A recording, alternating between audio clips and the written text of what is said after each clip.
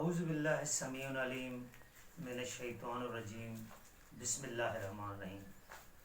ناظرین، ہم سورہ بقرہ کا ترجمہ کر رہے ہیں اور اس کی آیت نمبر 176 176 تک ہم پہنچ چکے ہیں اور آگے ہم 177 177 کا آیت ترجمہ کریں گے، جس میں اللہ تعالیٰ فرما رہے ہیں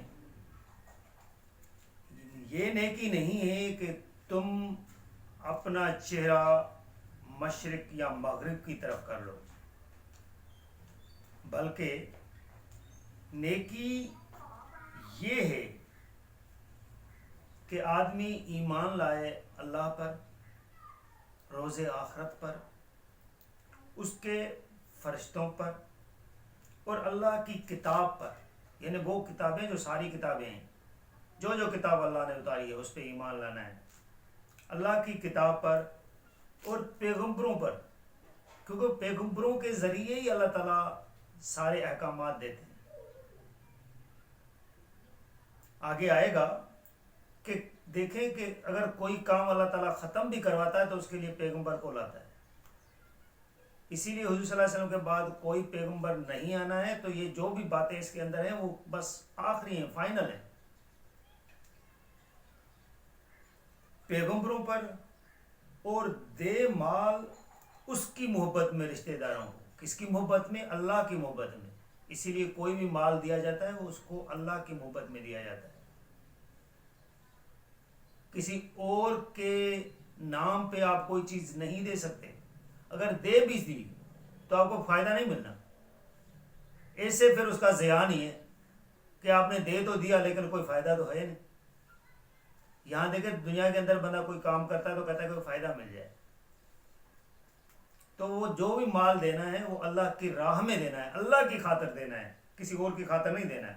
اللہ کی محبت میں رشتہ داروں کو اور یتیموں کو، مسکینوں کو، یہ مساکین عربی لفظ ہے، مساکین اوپر بھی مساکین آتا ہے، نیچے ہم مسکینوں کہتے ہیں، مسکینوں کو اور مسافروں کو، کیونکہ سفر میں ہوتے ہیں، ان کو بیچاروں کو کبھی پیسے ختم ہو جاتے ہیں، حالانکہ کتنا بھی امیر ہو سکتا ہے کہ درمیان میں اس کے پیسے ختم ہو جائیں، اللہ تعالیٰ کو اس کی مدد کرو۔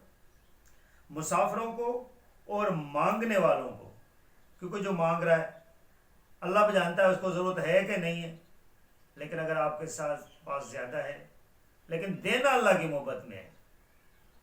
مانگنے والوں کو اور گردنیں چھڑانے میں، یعنی قیدی وغیرہ جو ہیں ان کو، اور قائم کرو نماز اور دو زکوات،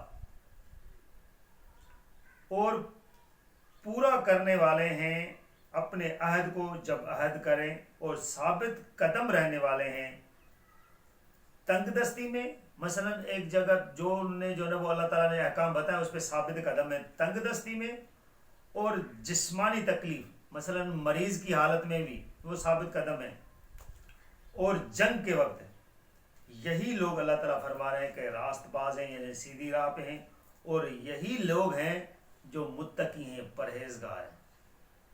یہ نہیں اللہ تعالیٰ فرما رہے ہیں کہ بھئی آپ نے مشرق کی طرف منہ کر لیا تو آپ جو ہے نا وہ آپ بڑے جو ہے نا وہ بن گئے، یا مغرب کی طرح۔ یہ تو اللہ تعالیٰ کا حکم ہے، جہاں مرضی ہے حکم منہ کروا لے، لیکن جو اللہ تعالیٰ نے بتایا کہ بھئی روز آخرت پہ ایمان کرنا ہے، اللہ پہ ایمان رکھنا ہے، فرشتوں پر ایمان رکھنا ہے، اللہ کی کتابوں، پیغمبروں پر، اور جو مال دینا ہے جو اللہ تعالیٰ نے بتائیں، رشتہ دار ہیں، یتیم، مسکین، مسافر، مانگنے والے، قیدی، یہ ان کو سب کو اللہ کی محبت میں مال دینا ہے، اللہ کی خاطر دینا ہے۔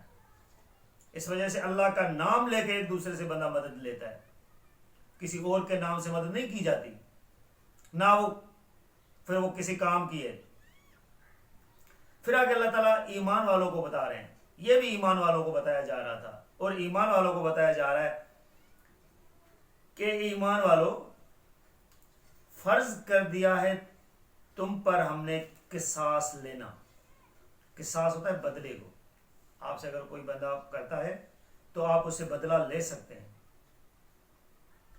مقتولوں کا، جس کو آپ نے قتل کیا ہے، آزاد کے بدلے آزاد، یعنی کسی آزاد نے اگر، کیونکہ اس ٹائم غلامی چل رہی ہوتی تھی، نوکر بندے نوکر کرتے تھے، رکھتے تھے. آج کل جس طرح ٹائمنگ کے نوکر ہیں کہ 8 سال کا، 5 سال کا، 8 گھنٹے کا، 5 گھنٹے کا، 2 گھنٹے کا، 3 گھنٹے کا. پرائیویٹ بھی بندہ رکھتا ہے تو گورنمنٹ والے جو سروس کر رہے ہوتے ہیں نوکر ہیں، یہ بھی نوکر ہی ہیں.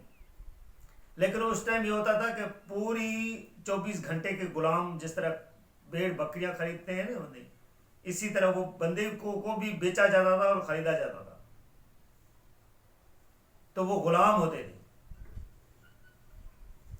آزاد کے بدلے آزاد اور غلام کے بدلے غلام. اگر غلام کوئی ایسا کام کر بیٹھتا ہے تو اللہ تعالیٰ فرماتا ہے اس کو بھی سزا دو. عورت کے بدلے عورت، یعنی عورت نے اگر کیا تو یہ کہتے نہیں یار یہ تو عورت ہے، اس کو چھوڑ دو، اس سے تو ہو گیا بیچاری کو. نہیں، اللہ تعالیٰ نے فرمایا عورت کے بدلے عورت کو، اسی عورت کو پھر سزا دینی ہے. وہ شخص جس کو معاف کر دیا جائے اس کے بھائی کی طرف سے قصاص میں، تو لازم ہے کہ اس کی پیروی کرنا معروف طریقے کی اور ادا کرنا مقتول کے وارث کو احسن طریقے سے. ابھی اللہ تعالیٰ نے فرمایا کہ اگر کوئی بندہ معاف کر دیتا ہے، کہتا ہے کہ یار مجھے جو ہے نا بھی میرا جو رشتہ دار تھا، بیٹا تھا، باپ تھا، بھائی تھا، جو بھی تھا، اگر وہ اس کا جو نزدیکی رشتہ دار اس کو معاف کر دیتا ہے کہ یار چھوڑ دو اس کو، لیکن مجھے تنگی ہے، مجھے اتنے پیسے دے دو، یا یہ میرا کام کر دو، یا یہ تو اللہ تعالیٰ فرما رہے ہیں کہ اس کو احسن طریقے سے وہ چیز دے دو، کیونکہ وہ اپنا آپ کو قصاص چھوڑ رہا ہے. یہ رعایت ہے تمہارے رب کی طرف سے اور رحمت ہے. اللہ تعالیٰ فرمایا کہ یہ رعایت ہے تمہارے رب کی طرف سے اور رحمت ہے. پھر جو زیادتی کرے بعد اس کے تو اس کے لیے دردناک عذاب ہے. پھر کچھ لوگ ہوتے ہیں کہ بھائی کہتے ہیں کہ ہم نے مارنا بھی ہے تو یہ بھی کرنا ہے. اللہ تعالیٰ فرمایا کسی کو زیادتی نہیں کرنی ہے، نہ جس کا مرا ہے اس کو چاہیے کہ وہ زیادتی کرے کہ ان بیچاروں کے پاس کھانے کے لیے کچھ نہ ہو اور یہ 10 کروڑ مانگ لے اس سے. تو یہ چیز آ جاتی ہے کہ نہ وہ زیادتی کرے جس نے مارا ہے، نہ وہ زیادتی کرے جس کا مارا گیا ہے. اللہ تعالیٰ آگے فرما رہے ہیں اور تمہارے لیے قصاص کے حکم میں زندگی ہو اے عقل والو، تاکہ تم بچے رہو. قصاص میں اللہ تعالیٰ نے زندگی رکھی ہے اس وجہ سے کیونکہ جب اس کو پتا ہوگا کہ میں نے کچھ کرنا ہے تو میرا کچھ یہ ہونا ہے، تو لازمی ہے اس نے کچھ نہیں کرنا، ایسا کام کرنا نہیں ہے. تو اللہ تعالیٰ نے فرمایا تمہارے لیے قصاص میں ہم نے کیا رکھی ہے؟ زندگی رکھی ہے. دیکھیں اللہ تعالیٰ کتنا انصاف پسند ہے کہ وہ یہاں بھی چاہتا ہے کہ انصاف سے کام چلتا رہے. آگے اللہ تعالیٰ فرماتے ہیں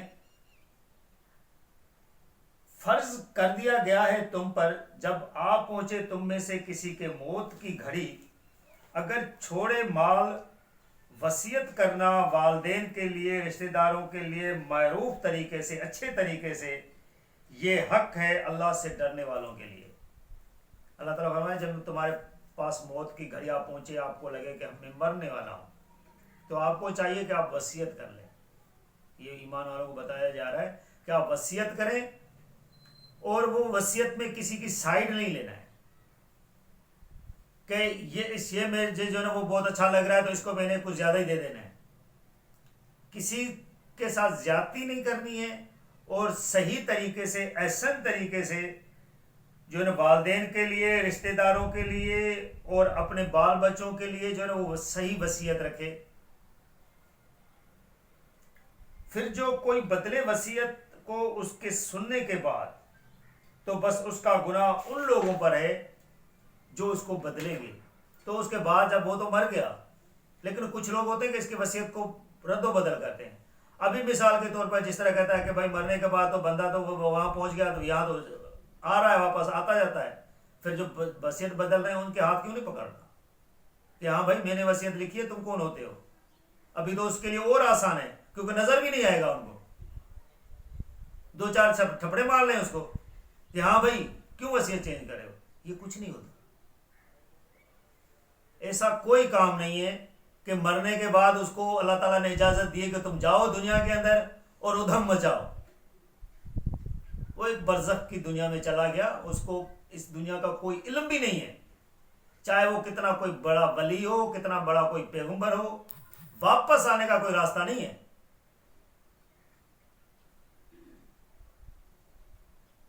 یہ ساری مولویوں کی کارستانیاں ہیں جو سیدھے سادے صحیح مسلمانوں کو جو ہے وہ پھیر رہنا چاہ رہے ہیں. لہذا برائے مہربانی آپ کتاب کو پڑھیں اچھی طرح. اس طرح کا کوئی کام کتاب کے اندر آپ کو نہیں ملے گا, اور اپنے ایمان کو درست رکھیں. تو اللہ تعالیٰ فرماتے ہیں کہ جو کوئی وصیت پھیرے اس کے سننے کے بعد تو اس کا گناہ اس پر ہے, کیونکہ اس نے وصیت پھیری کیوں ہے. بے شک اللہ ہر بات کا سننے والا اور سب کچھ جاننے والا ہے. اللہ کو سب پتہ ہوتا ہے. پھر اگر کسی کو اندیشہ ہو وصیت کرنے والے کی طرف سے کہ اس نے حق تلفی یا کسی گناہ کا حساب رکھا ہے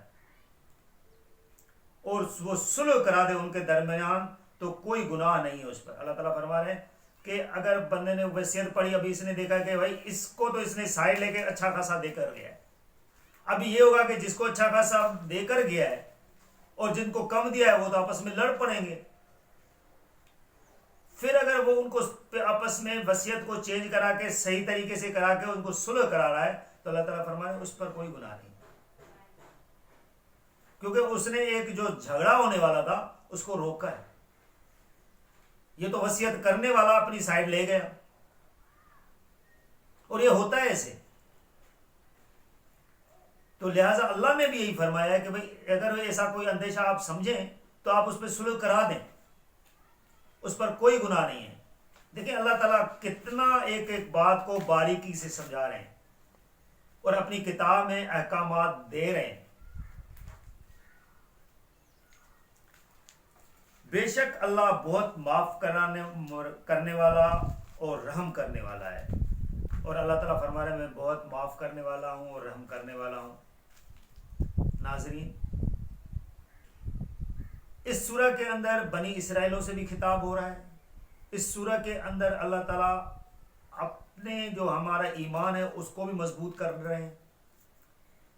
اس سورہ کے اندر آپ نے سنا کہ ایمان والوں سے بھی خطاب ہو رہے ہیں, اور آگے بھی ایمان والوں سے خطاب ہوتے ہوں گے. لہٰذا ہر سورہ کے اندر آپ کو کچھ نہ کچھ ملے گا. پورے قرآن کا نچوڑ کو آپ نے اپنی زندگی میں ڈھالنا پڑے گا.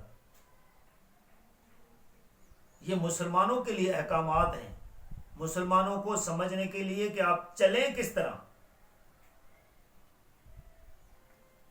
اس کی زندگی گزارنے کے طریقے کو اللہ تعالیٰ بتا رہے ہیں کہ کیسے کرنا ہے. یہ خالی عربی سے پڑھنے سے آپ کو سمجھ میں نہیں آئے گا. عربی سے جس طرح آپ کو مولویوں نے کہا نا کہ ثواب ملنا ہے, آپ ثواب سمجھ کے ہی پڑھتے رہیں گے. پھر رمضان شریف میں بندے جو نا 30 ختم بھی نکالتے, روز بندہ ایک ختم نکال رہا ہوتا ہے, لیکن اس کو سمجھ میں کچھ نہیں آتا. اس کو سمجھ کے پڑھیں گے تو انشاءاللہ آپ کو فائدہ بھی ہوگا, آپ کی زندگی بھی بدلے گی, آپ کو پتہ چلے گا کہ میں نے زندگی گزارنی کس طرح ہے. اور انشاءاللہ آئندہ آگے بھی آپ کو قیامت کے دن بھی آپ کو فائدہ ملے گا. جزاک اللہ.